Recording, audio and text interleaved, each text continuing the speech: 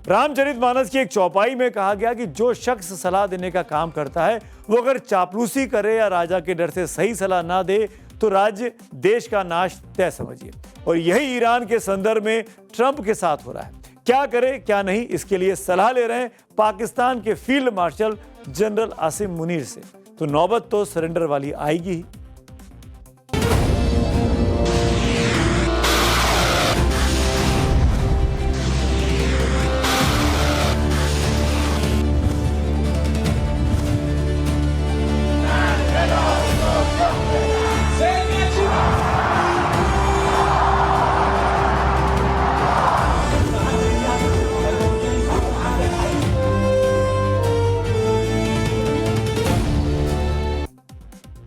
खुद को super power मानने वाला अमेरिका ने क्या तेहरान के आगे घुटने टेके हुए हैं?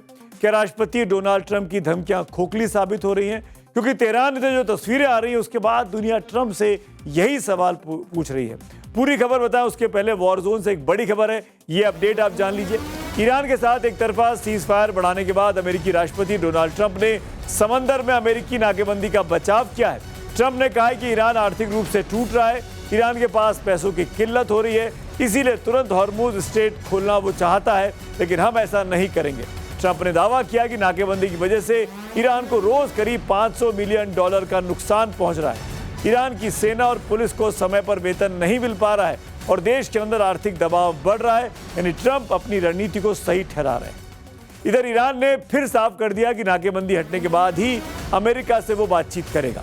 संयुक्त राष्ट्र में ईरान के स्थायी प्रतिनिधि अमीर सईद ईरानवी ने कहा कि एक तरफ शांति की बात करना और दूसरी तरफ समंदर में नाकेबंदी रखना एक साथ नहीं हो सकता। ईरानवी का यह बयान एक तरह से गेंद अमेरिका के पाले में डालने जैसा है, यानी अगर अमेरिका वाकई बातचीत चाहता है तो उसे पहले अपनी घेरेबंदी को खत्म करना होगा, तभी ईरान बातचीत करेगा।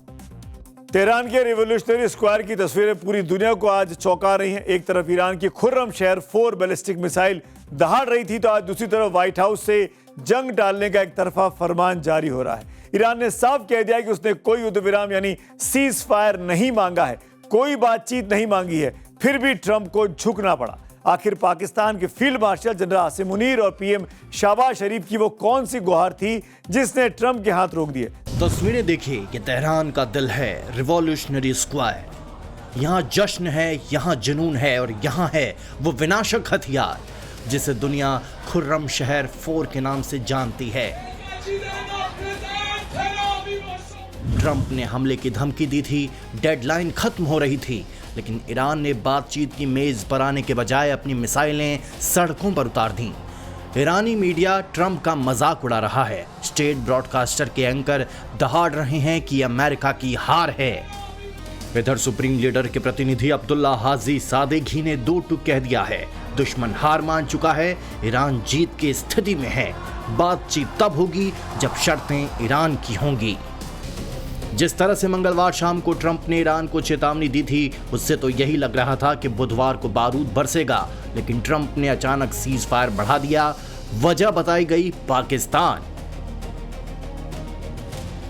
पाकिस्तान के प्रधानमंत्री शहबाज शरीफ ने सोशल मीडिया प्लेटफॉर्म एक्स पर फील्ड मार्शल आसिम मुनीर की तरफ से ट्रंप को शुक्रिया कहा है, लेकिन सवाल यह है कि क्या पाकिस्तान की इतनी हैसियत है कि वो ट्रंप को रोक सके, या फिर ट्रंप को डर है कि अगर जंग छिड़ी तो पश्चिम एशिया की आग में अमेरिका खुद झुलस जाएगा। जेडी वेंस का इस्लामाबाद दौरा होल्ड हो चुका है। ईरान बातचीत के लिए इस्लामाबाद आने को तैयार नहीं है, फिर भी ट्रंप कह रहे हैं हम इंतजार करेंगे। इधर ट्रंप शांति की बात कर रहे हैं। अगर अमेरिका या इजराइल ने हिमाकत की तो ईरान उसे ऐसा सबक सिखाएगा कि उन्होंने पहले कभी नहीं देखा होगा। ईरान का हौसला 7वें आसमान पर है।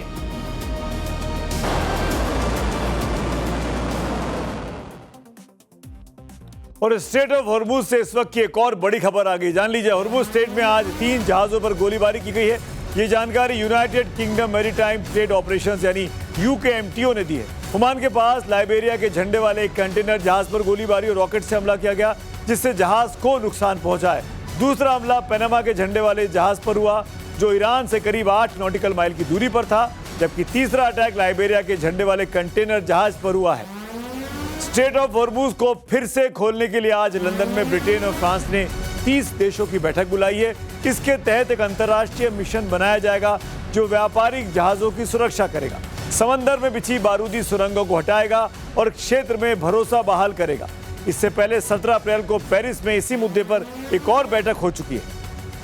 हॉर्मुज पर लंदन मीटिंग से पहले फ्रांस के राष्ट्रपति इमैनुअल मैक्रोन ने इजराइल को लेकर बड़ा बयान दिया है। मैक्रोन ने इजरायली प्रधानमंत्री बेंजामिन नेतन्याहू को जमीन कब्जा करने की पॉलिसी को फौरन बंद करने को कहा है। तो अमेरिका के साथ साथ इजराइल पर भी दबाव बढ़ता जा रहा है। फ्रांस के राष्ट्रपति मैक्रोन ने इजराइल को जमीन कब्जे वाली पॉलिसी बदलने की सलाह आखिरकार क्यों दी, तो इसके लिए आपको इन तस्वीरों को ध्यान से देखना चाहिए। ईरानी मीडिया प्रेस टीवी की ओर से जारी ये फुटेज जहां इजराइल का राष्ट्रगान गा रहे हैं। इतना ही नहीं, सैनिकों ने लेबनान की धरती पर इजराइल का झंडा फहराया और उसे मिलिट्री सैल्यूट भी दिया। जाहिर है इसे इजराइल की उकसावे वाली कार्रवाई के रूप में देखा जा रहा है, क्योंकि ये इंटरनेशनल लेवल पर दूसरे देश की संप्रभुता का अपमान और युद्ध के बीच आक्रामक व्यवहार को दर्शाता है, जो कि पसंद मैक्रोन को नहीं आया है। इजराइल ने एक और कूटनीतिक झटका उसको लगा है। स्पेन, आयरलैंड और स्लोवानिया के बाद अब बेल्जियम ने भी इजराइल के खिलाफ झंडा बुलंद कर दिया है। बेल्जियम ने आधिकारिक तौर पर यूरोपीय संघ से मांग की है कि इजराइल के साथ EU इजराइल एसोसिएशन एग्रीमेंट को सस्पेंड किया जाए। यह एग्रीमेंट इजराइल को यूरोपीय बाजार में विशेष व्यापारिक पहुंच प्रदान कर रहा है। इजराइल के खिलाफ ऑफिशियल स्टैंड लेने वाले बेल्जियम अब चौथा यूरोपीय देश बन गया है। और ये बात करते हैं एक और बड़ी कहानी की, जो सीधे तौर पर पेट्रोल की कहानी है, जो कि इसी युद्ध से जुड़ी हुई है। और पेट्रोल तो डीजल ऐसी चीजें हैं जो न सिर्फ युद्ध से जुड़ी है बल्कि अपने देश में तो चुनाव से भी जुड़ी हुई है। चक्रव्यूह में अब बात इसी की करता हूं, आशंकाओं से भरे उस बादल की जो अगर बरस गए तो महंगाई की बाढ़ आ सकती है। अक्सर हमारे बड़े बुजुर्ग ये कहते आए कि अनदेखा करने से समस्या नहीं टलती, एक न एक दिन तो उसका सामना करना ही पड़ता है। ईरान युद्ध की वजह से जिस तरह कच्चे तेल के दाम बढ़े हैं, उसे लेकर अब यह चर्चा शुरू हो गई है कि 5 राज्यों के चुनावों के बाद, यानी अब चुनाव का हम लगभग आखिरी हफ्ते में आ गए हैं। कल एक पोलिंग है, फिर 29 तारीख को एक पोलिंग है, यानी 29 तारीख के बाद पेट्रोल डीजल के दाम बढ़ने की आशंका है। अगर ऐसा हुआ तो आप अपने आप को थोड़ा मजबूत कर लीजिए, क्योंकि इससे महंगाई का बोझ बढ़ने वाला है। ईरान युद्ध की वजह से इंटरनेशनल मार्केट में कच्चे तेल के दाम लगभग अब दोगुने स्तर तक पहुंच गए थे, जिससे दुनिया के ज्यादातर देशों में पेट्रोल और डीजल के दाम 50% बढ़ चुके हैं। यानी युद्ध के पहले जो दाम थे और युद्ध के बाद आज करीब 7.5 हफ्तों के बाद इसमें 50% की बढ़ोतरी हुई है। अपने देश में ये रेशो बहुत कम है, लेकिन भारत में ये दाम अब तक किसी न किसी वजह से रोके रहे। विपक्ष ने इस मुद्दे पर आरोप लगाए थे कि चुनाव की मजबूरी की वजह से पेट्रोल और डीजल के दाम रोके गए हैं बढ़ने से, लेकिन अब एक्सपर्ट भी मान रहे हैं कि चुनावों के बाद इन दामों को रोक पाना इस जगह पर असंभव सा है। दाम यानी बढ़ सकते हैं। पेट्रोल डीजल के दाम बढ़ने की आशंका के पीछे एक्सपर्ट्स ने कई कारण और तर्क दिए। युद्ध के दौरान हॉर्मुज स्ट्रेट में रुकावट के कारण कच्चे तेल की कीमत $67 से $140 प्रति बैरल से ऊपर पहुंच गई। पेट्रोलियम मंत्रालय के मुताबिक ईरान युद्ध के कारण भारत की तेल कंपनियों को पेट्रोल पर 18 से 24 रुपए और डीजल पर 30 से 105 रुपए प्रति लीटर तक का नुकसान हुआ। इस हिसाब से तेल कंपनियों को रोजाना करीब 1600 से 2400 करोड़ रुपए का घाटा हो रहा है। 26 मार्च को भारत सरकार ने तेल कंपनियों के भारी घाटे को कम करने के लिए, आपको याद होगा, पेट्रोल और डीजल पर 10 रुपए प्रति लीटर स्पेशल एक्साइज ड्यूटी कम करने का ऐलान किया था। भारत की प्राइवेट तेल रिफाइनिंग और मार्केटिंग कंपनी नयारा एनर्जी ने पेट्रोल के दाम 5 रुपए प्रति लीटर तक बढ़ाए भी है। इसके अलावा प्रीमियम पेट्रोल के दाम जैसे XP 100 स्पीड पावर में 2 रुपए से 11 रुपए प्रति लीटर की बढ़ोतरी ऑलरेडी हो भी चुकी है। साथ ही सरकार ने मार्च और अप्रैल में कमर्शियल इंडस्ट्रियल डीजल में करीब 50 रुपए की बढ़ोतरी भी कर दी है। ईरान युद्ध की वजह से अमेरिका से लेकर यूरोप तक और पाकिस्तान से लेकर नेपाल, श्रीलंका तक पेट्रोल डीजल 20 से 50% तक महंगा ऑलरेडी हो चुका है। ये सारी बातें इसकी आशंका पैदा कर रही हैं कि क्या चुनाव के बाद देश की जनता महंगाई के चक्रव्यूह में फंस सकती है। आज आपको यह भी देखना चाहिए कि ईरान युद्ध शुरू होने के बाद पिछले 53 दिनों के अंदर किस तरह क्रूड ऑयल के दामों में आग लगी हुई है। 28 फरवरी पीछे मुड़कर देखते हैं, 28 फरवरी को $67 प्रति बैरल था ये क्रूड का प्राइस। उसके बाद जब युद्ध शुरू हुआ, 28 फरवरी की डेट थी, 1 मार्च को अगले दिन ये शुरू होते से सीधे 10% बढ़ा और $80 प्रति बैरल पहुंच गया। और 17 मार्च को ये हाईएस्ट पीक पर था, $146 प्रति बैरल हो गया था कच्चे तेल की कीमतें। 8 अप्रैल को सीज फायर का जब अनाउंसमेंट पहली बार ट्रंप ने किया तो कटौती हुई, ये $99 प्रति बैरल तक आ गया। और आज की तारीख में अगर कहा जाए अभी भी ये $99 प्रति बैरल पर बना हुआ, यानी कुल मिलाकर हम इस बात को कह सकते हैं कि 67 से 99 करीब $30 प्रति बैरल के दाम इस दौरान में ऊपर चल रहे हैं। सुनते हैं।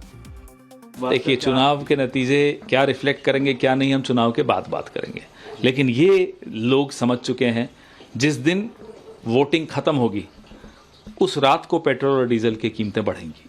एलपीजी की तो ये पहले ही बढ़ा चुके हैं, इंडस्ट्रियल डीजल की 22 रुपये से बढ़ा दी है, पावर पेट्रोल की 2 रुपये से बढ़ा दी है। हर चीज़ पर प्रभाव पड़ने वाला है, सिर्फ चुनाव की इंतजार कर रहे हैं ये लोग। ऐसा क्यों लगता है? हमेशा यही रहा है। आप पिछले 10 साल 12 साल का इनका इतिहास निकाल कर देख लीजिए, रात के अंधेरे में चुनाव खत्म होने के बाद ये कीमतें बढ़ाते। और अब आपके मन में यह भी सवाल आ रहा होगा कि पेट्रोल और डीजल की कीमत में कितनी बढ़ोतरी हो सकती है। कीमत बढ़ने का मोटा मोटी जो फॉर्मूला है उसके मुताबिक $1 प्रति बैरल की बढ़ोतरी से पेट्रोल और डीजल पर लगभग 50 से 60 पैसे प्रति लीटर का असर पड़ता है अपने देश में। इस हिसाब से 28 फरवरी को युद्ध शुरू होने इसके पहले कच्चे तेल का रेट $67 प्रति बैरल था, जैसा कि अभी हमने आपको दिखाया। आज की तारीख में ये $99 प्रति बैरल पर आ चुका है, यानी अभी कीमत में 30 से 32 रुपए का उछाल ऑलरेडी देखा जा सकता है, ऐसा अनुमान लगाया जा रहा है। इस फॉर्मूले से पेट्रोल में करीब 15 रुपए के उछाल की आशंका है, लेकिन डीजल में तेल कंपनियों को ज्यादा नुकसान हो रहा है, इसीलिए इसकी कीमत में लगभग 25 रुपए तक का उछाल आ सकता है, ऐसा अंदेशा है। ये इकट्ठा बढ़ेगा या टुकड़ों में बढ़ेगा, ये अब देखने वाली बात होगी। भारत में 70% माल ढुलाई ट्रकों से होती है, जिनमें डीजल का इस्तेमाल किया जाता है। डीजल की कीमत बढ़ने से फल, सब्जियां, अनाज जैसी जरूरी चीजों के दाम बढ़ने की आशंका है।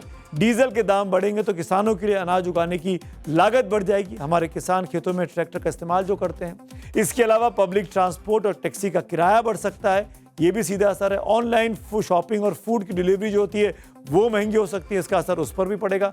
यानी तैयार हो जाइए, 1 हफ्ते के बाद ऐसी आशंका है कि हमारी जेब से ज्यादा पैसा खर्च होने वाला है।